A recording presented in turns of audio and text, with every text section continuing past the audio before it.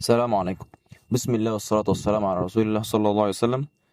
في الفيديوهات اللي فاتت اتكلمنا، كل كلامنا في الشابتر الثالث عن ال MHC.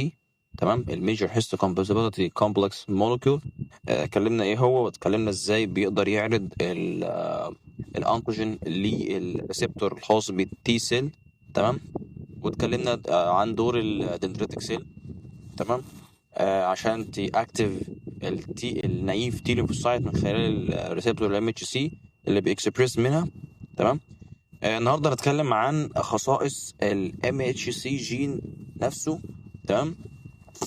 فزي ما انت عارف الام اتش سي جين ليها ليها كذا خاصيه. الخصائص اللي هي بتمتلكها ديت بتكون خصائص مميزه في ان هي بتديها افكتيف، بان هي تقدر تعرف وتقدر تتعرف على اكتر كميه من الميكروبيال انتيجين.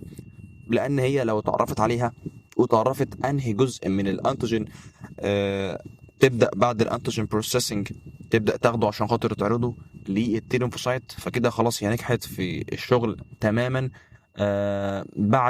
بعد عمل الانتراكشن ما بينها الام اتش سي الموجود على الدندريتك سيل او اي سيل، وما بين التي سيل التيلينفوسايت.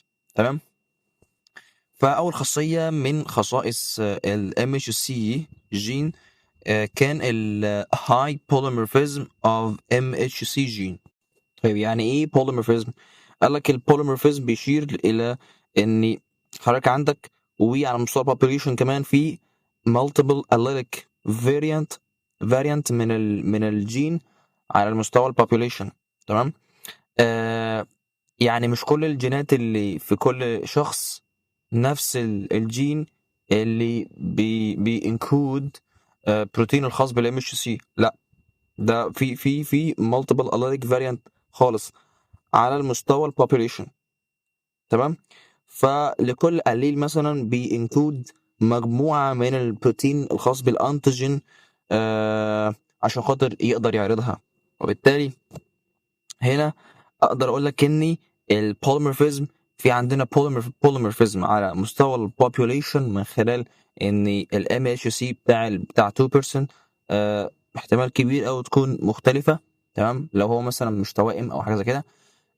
فده على مستوى البوبوليشن، لكن في كمان بوليمورفيزم على مستوى الشخص نفسه، ولكن في الاليليك جوه الاليليك الخاص بالجين. الاليليك الواحد ممكن يتعرف على اكتر من بروتين انتيجين بان هو بيحصل بوليمورفيزم على الاستراكشر الخاص بالبيبتايد بايندينج كليف اللي موجوده بعد ما بينكود الجين الخاص بالام اتش سي. تمام. فده ممكن يحصل له فاريانت عشان خاطر يقدر يبايند مع الانتيجين اللي موجود الخاص بالميكروب. تمام. تمام، فانت عارف ان الام اتش سي بتاع الهيومن اسمه هيومن ليكوسايت انتيجين كومبلكس. تمام. وده زي ما لسه قايلين ده موست بوليمورفيك في الهيومن جينوم. عندك مثلا في الهيومن ليكوسايت بروتين فاريانت عندك في المستوى كله للام اتش سي كله، الكلاس 1 والكلاس 2 عندك 18000. تمام، منهم 13000 للكلاس 1 ومنهم 5400 من الكلاس 2 فاريانت. تمام. وده ان دل فانما يدل على ان في لكل شخص كل انديفيدوال في عنده يونيك نيشن من الام اتش سي مولكيول بتختلف من شخص لتاني. طيب البيولوجيكال سيجنيفيكانت الخاص بالبوليمورفيزم. ليه البوليمورفيزم مهم جدا على مستوى البوبوليشن؟ تمام. قال لك لان هو ليه خاصيه في البروتكشن. ازاي؟ قال لك ان اي باثوجين بيحصل له تحور. تمام. وكمان خاصة الفيروسات بيكون فيها تحور سريع جدا. فلما يكون في عندنا هاي ام اتش سي ديفرستي على مستوى البوبوليشن لكل individual. تمام.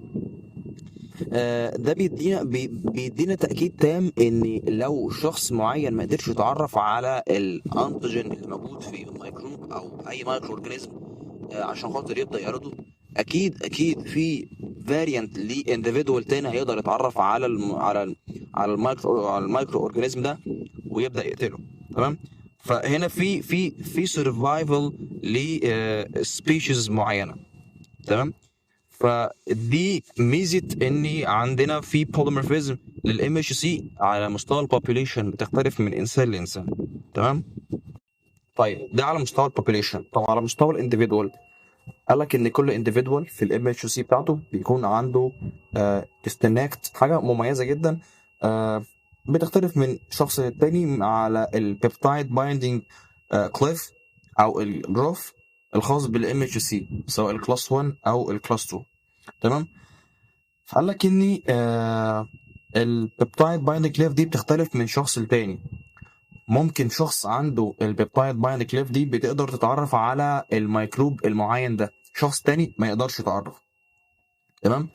ده بتختلف من شخص للتاني.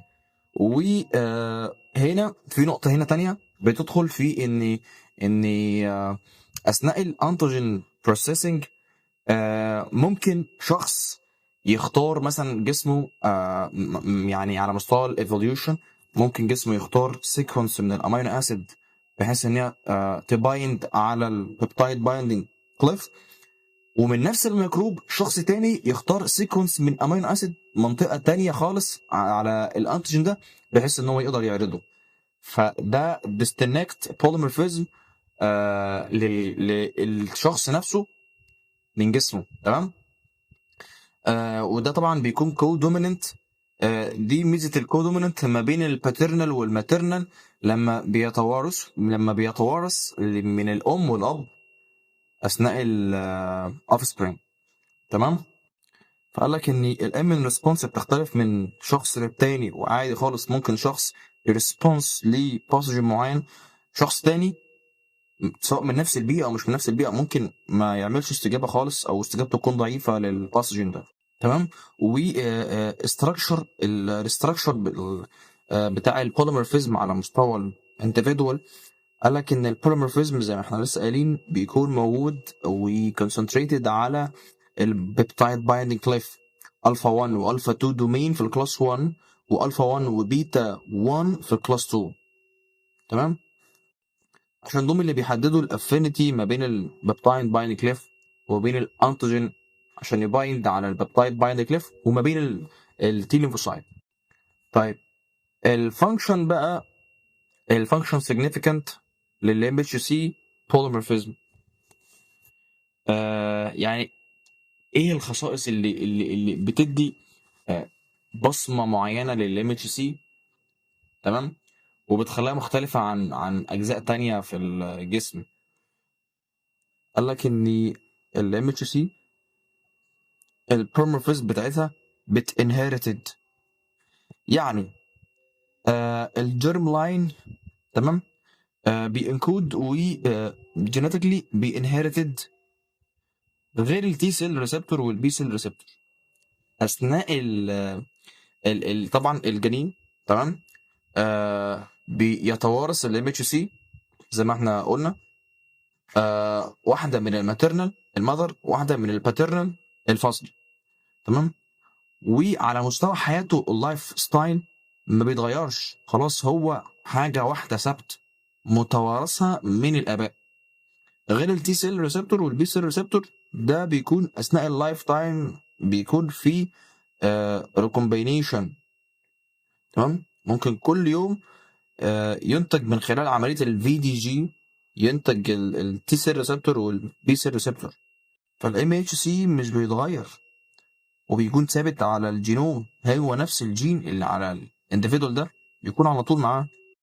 طيب تاني فانكشن سيجنيفيكانت الليميتد ديفرستي للام اتش سي على مستوى الانديفيدوال. طبعا احنا لسه قايلين الكلام ده، قلنا ان الشخص بينهرت 1 allele من المذر و1 allele من الفاذر، فبيحصل الجين اللي بينتج للشخص ده بيكون كو دوميننتلي اكسبريسد. تمام. ف الشخص ده خلاص بعد ما انهرتد الام اتش سي من الماتيرنال والباترنال خلاص بيكون ثابت على مستوى حياته، وبالتالي ممكن يحصل ريستريكتد ريبرتوير للبيبتايد. يعني ايه؟ يعني ممكن بعض الميكروبات، تمام، زي ما احنا لسه قايلين ممكن بعض الميكروبات يقدر الام اتش سي يتعرف عليه ويتعرف على الانتيجين بتاعه ويبدا يعرضه للتي سيل، واشخاص تانية ما تقدرش. فده بيختلف على الانفكشن وعلى الجسم ده هيقدر يتعرف عليه ويقدر يعرض الانتيجين بتاعه للجسم ولا. طيب تالت رول اللي هي تالت فانكشن سيجنيفيكانت للام اتش سي بوليمورفيزم، اللي هو الرول اوف بوليمورفيك امينو اسيد ريزيدوس في البيبتايد بايندينج. طبعا قلنا ان البوليمورفيزم على مستوى الانديفيدوال بيكون موجود على البيبتايد بايندينج كليف، الالفا 1 والالفا 2 للكلاس 1 والالفا 1 والبيتا 1 للكلاس 2. تمام. وبالتالي بيكون في disconnected binding pocket، يعني في compatibility ما بين الانتيجين الخاص بالميكروب والبيبتايد بايندينج كليف الخاص بالام اتش سي بتاع الخلايا المناعيه او بتاع خليه الجسم عادي. تمام. طيب اهميه ال evolutionary، اهميه التطور ايه في الديفيرس الخاص بالام اتش سي على مستوى البوبوليشن؟ قال لك ان بيحصل بروتكشن للبوبوليشن كله، وزي ما احنا لسه قايلين تمام ان الباثوجين ممكن شخص معين يبدا يعرف يتعرف عليه وشخص تاني ما يعرفش. فعلى مستوى الايفوليوشن لما بيجي يتوارث من الاب والام، من الاباء، خلاص الاب والام بيكونوا عندهم ميموريز لكل الباثوجين دي. تمام. فخلاص بيبدا يورث الجسم، يورث الابن نفس كل الاسرار دي اللي هي كانت موجوده عنده في الخلايا، في السيستم المناعي اللي عنده واللي عند الام. فبالتالي لما يجي ميكروب ويبدا يتعرف عليه، خلاص من الام اتش سي اللي هي توارثت تمام على مستوى البوبيوليشن، خلاص هو لما الانتيجين بيخش هو عارف انهي سيكونس من الامينو اسيد هيبدا يعرضه للنايف تي سيل ويبدا يقطع عليه. فده اهميه المستوى التطور الايفوليوشن. تمام. ولكن على مستوى البوبيوليشن اللي هو بيكون فيه تاقلم للجسم مع البيئه اللي هو فيها. فلما خلاص الجسم يبدا يتاقلم مع البيئه اللي هو فيها ويبدا يتعرف على ازاي يقدر يقتل الباثوجين دي او يقدر يقتل الفيروس ده كله بيتوارث للابن نفسه. تمام. عشان كده بنشوف ساعات ممكن في ناس عايشه في بيئات صعبه جدا تقدر تتحمل كل الاجواء اللي هي عايشه فيها، وواحد تاني لو جبته من بيئه تانية مختلفه، لو جه يعيش هنا يومين اتنين وهيتصاب جسمه مش هيقدر يقاوم كل المايكرو اورجانيزم اللي موجوده في البيئه دي الا بقى بفاكسينات معينه او باي طرق تانية. وبالتالي كمان نقطه ان limiting pathogen ان هو يسكيب من الاميون سيستم هتكون صعبه، ودي ميزه زي ما قلنا البوليمورفيزم على مستوى البوبوليشن. تمام. وخامس واخر حاجه برضو احنا لسه قايلينها، الديفرنس ما بين البوليمورفيزم للبوبوليشن وللانديفيدوال عشان البروتكشن. قال لك ان البنفيت اكتر بتكون على مستوى البوبوليشن. ليه؟ لان لو في شخص معين ما قدرش ان هو يتعرف على او ما قدرش يكون في effective immune response لباثوجين معينه، اكيد بيكون عشان خاطر المستوى البوبوليشن الكبير على مستوى البوليمورفيزم على مستوى البوبوليشن، بيكون في اكيد شخص ثاني هيقدر يقتل الميكروب ده ويبدا يكنترول الانفكشن. تمام. فده كان يعتبر الكلام كله يعني ممتزج ببعضه. فعشان خاطر تفهم تاني نقطه لازم تكون مدرك لاول نقطه. تمام. ودي يعني مش عيب المناعه، هي دي حلاوه المناعه اللي هو بتكون حاجه سيكونس. تمام. بالذات في الشابتر ده ممكن تلاقينا بنكرر الكلام. ليه؟ لان هو كلام ممتاز ببعضه عشان خاطر تعرف معلومه معينه، المعلومه دي مرتبطه بالمعلومات اللي انت لسه قايلها من دقيقه او من ساعه. تمام. فاتمنى تكونوا ماشيين بالسيكونس عشان خاطر ما يفوتوش حاجه وتكونوا فاهمين اكتر لنقطه نقطه في الشابتر كله. تمام. فده كان موضوع الفيديو النهارده، البروبرتيز الخاص بالام اتش سي جين، وتناولنا اول بروبرتيز اللي هو البوليمورفيزم للام اتش سي جين على مستوى البوبوليشن وعلى مستوى الانديفيدوال. ان شاء الله في الفيديو الجاي هنتكلم معانا تاني وتالت بروبرتيز الخاص بالام اتش سي. السلام عليكم.